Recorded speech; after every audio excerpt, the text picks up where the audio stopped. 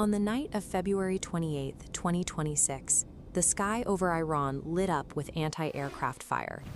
The United States and Israel launched a massive airstrike, targeting military sites and major cities across the country. The sudden strikes decapitated the Iranian government, killing Supreme Leader Ali Khamenei, along with several high-ranking military commanders and politicians. Iran's response was immediate. Within hours, a barrage of ballistic missiles and suicide drones targeted Israel and American military bases throughout the Middle East.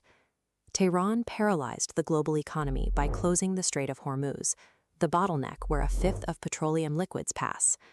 Oil spiked to $114 per barrel. With fertilizer exports frozen, analysts warned a global food crisis would follow the energy surge. The conflict of 2026 was the breaking point of a decades-long cycle of intervention and counterstrikes.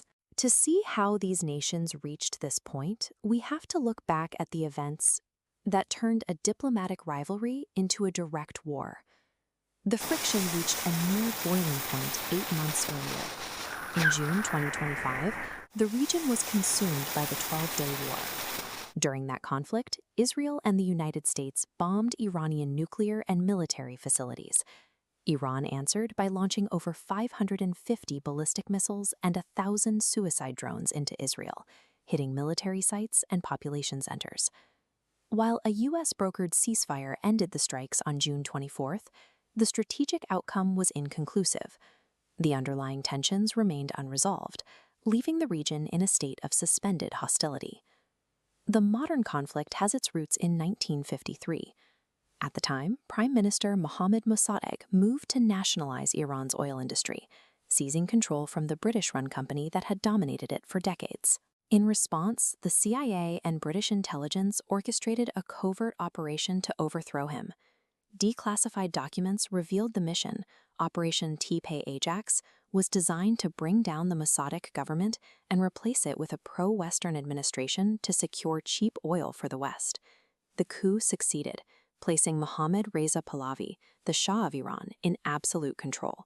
For the next 25 years, he ruled as a key ally to the United States.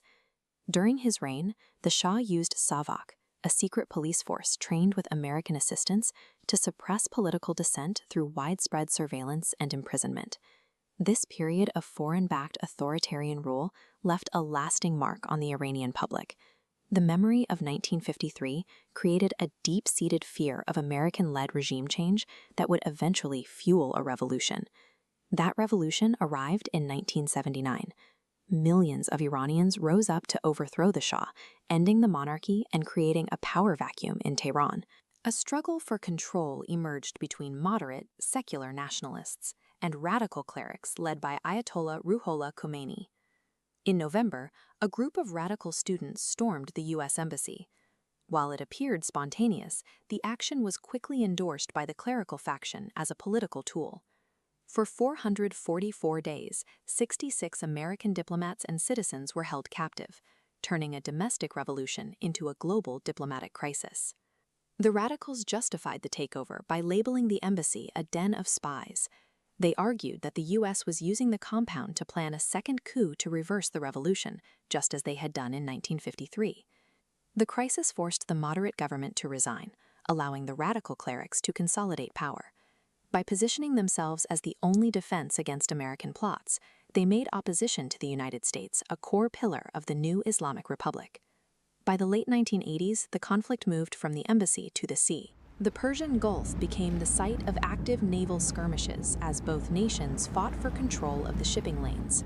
On April 14, 1988, the American frigate USS Samuel B. Roberts struck an Iranian mine in international waters.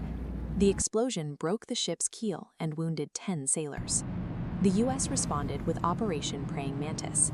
In a single day, American forces destroyed 2 Iranian oil platforms and sank several Iranian warships, marking the largest U.S. surface action since World War II. These clashes normalized a pattern of direct military retaliation. They blurred the line between a Cold War and open combat, setting a precedent that would hold for the next 3 decades.